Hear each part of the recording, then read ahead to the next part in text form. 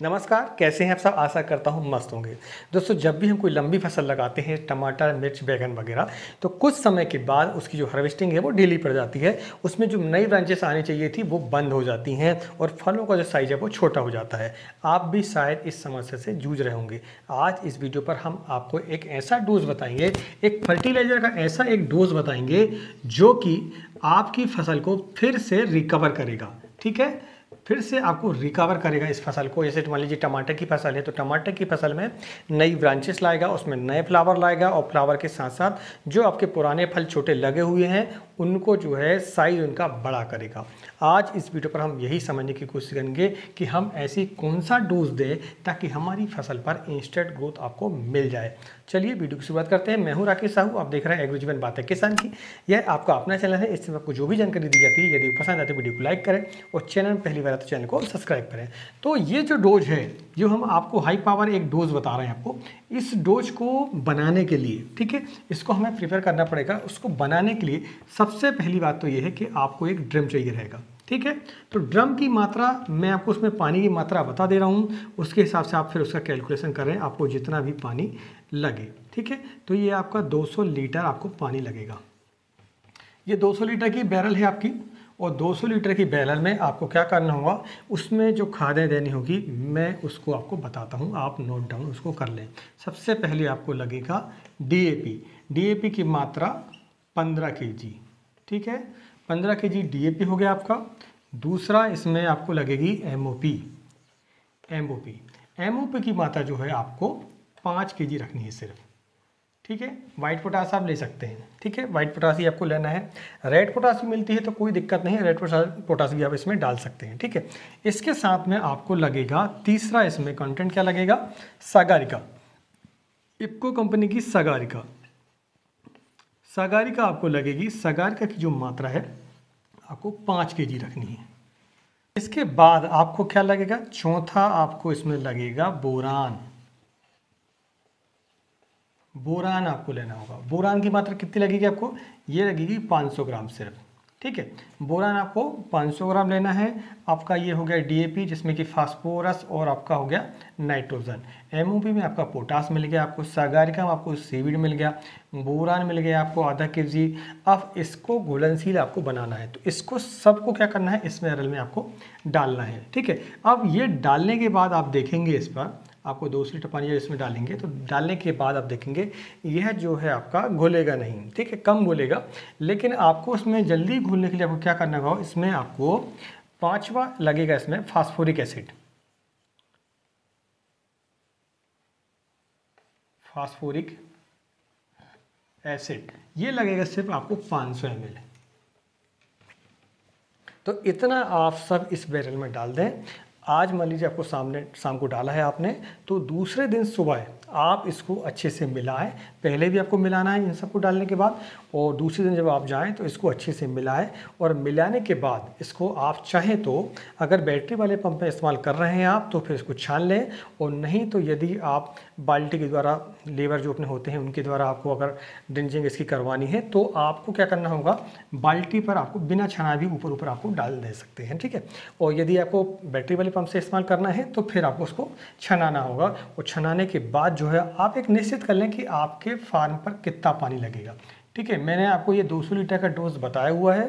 यदि मान लीजिए 200 लीटर पानी आपके यहाँ हो जाता है एक ही गढ़ पर तो ठीक है, अन्यथा आप फिर इसकी मात्रा आप बढ़ा सकते हैं। ठीक है, मान लीजिए आपको 400 लीटर पानी लगता है तो 200 लीटर पानी का फिर एक बैरल आप फिर से इसमें तैयार कर लें। ठीक है, ये आप कर सकते हैं। अब आप कहेंगे कि कुछ जगहों पर जो है डीएपी कभी कभी नहीं मिल पाती है। ठीक है, यदि डीएपी आपकी नहीं मिल पाती है तो फिर आपको क्या करना है, 12-32-16 12-32-16 का इस्तेमाल 15 केजी की जगह में आपको 20 केजी लेना होगा। 20 केजी 12-32-16 ले लिया, इनको आप कट कर दें दोनों को, और 12-32-16 की मात्रा 20 केजी कर दें, और इसको फिर पौधों के किनारे आपको डालना है। पौधे के किनारे का मतलब ये होता है कि बिल्कुल किनारे नहीं। ठीक है, कम से कम 4 इंच की दूरी वहाँ पर आपको बना के रखनी पड़ेगी, और 4 इंच की दूरी के बाद आप उसको ड्रेंचिंग इसकी कर दें।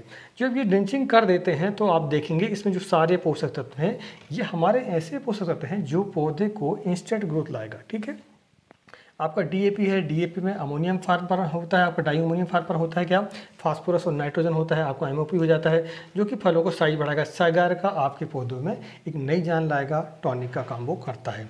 बोरान आपके फ्लावर बढ़ाएगा, और वहीं फास्फोरिक एसिड जो है फास्फोरस तो देता ही है, साथ में आपका क्या होता है, इसको सबको घुलनशील बनाता है। तो ये डोज आप अपनी फसल पर डाल सकते हैं। अच्छा, ये इसकी जो उम्र है वो कब डालना है आपको, ये हालांकि आप किसी भी उम्र पर डाल सकते हैं 45 दिन की फसल होने के बाद, ठीक है। कम से कम 45 दिन की फसल आपकी होनी चाहिए। तो 45 दिनों के बाद आप जब ऐसा लगे आपको कि आपको फिर एकदम से आपको ग्रोथ बढ़ानी है, आपको पौधे को एकदम से ज़्यादा ताकत देनी है, उस समय पर आप इसकी ड्रिंचिंग कर सकते हैं।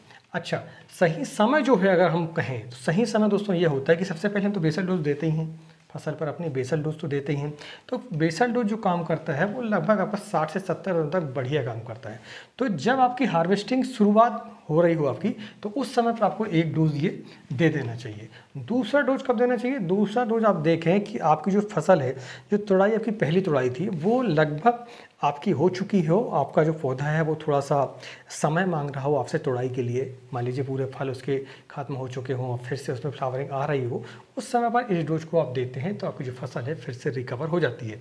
खासकर अगर हम टमाटर की बात करें, ठीक है, टमाटर की बात करें तो हम देखते हैं कि आपका ठंड आते तक, यानी अभी जो नवंबर दिसंबर के महीने में हम देखें तो उस समय पर क्या होता है, कभी कभी बेमौसम बारिश हो जाती है तो पौधे की जो पत्तियां हैं वो झड़ जाती हैं और फिर नए कल्ले जो हैं निकलते हैं, ब्रांचेस नई निकलती हैं, तो उससे हमें फ्रूटिंग मिलती है। तो वो जो नए कल्ले हैं, नई ब्रांचेस हैं, उसे निकालने के लिए आपको इस डोज को डालना चाहिए। ये जो डोज है आप उसको डालें और इसके बाद आप देखेंगे आपकी फसल पर एक नई सी जान आ जाती है, पौधा आपका पूरा रिकवर हो जाता है। तो ये जो हमने डोज आपको बताया है यह लिक्विड डोज है, आपको इसे जड़ों के किनारे आपको डालना होगा, लेकिन 4 इंच की दूरी पर, ज़्यादा किनारे ना डालें। दूसरा, छोटे पौधों पर आपको नहीं डालना है। तो यह रहा हमारा लिक्विड।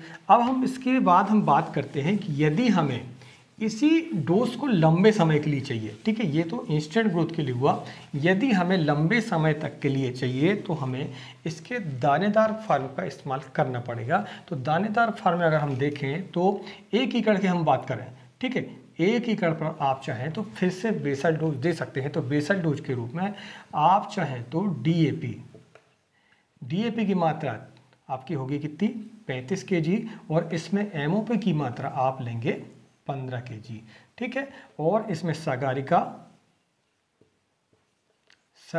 एप्को की आप लेंगे 5 kg, ठीक।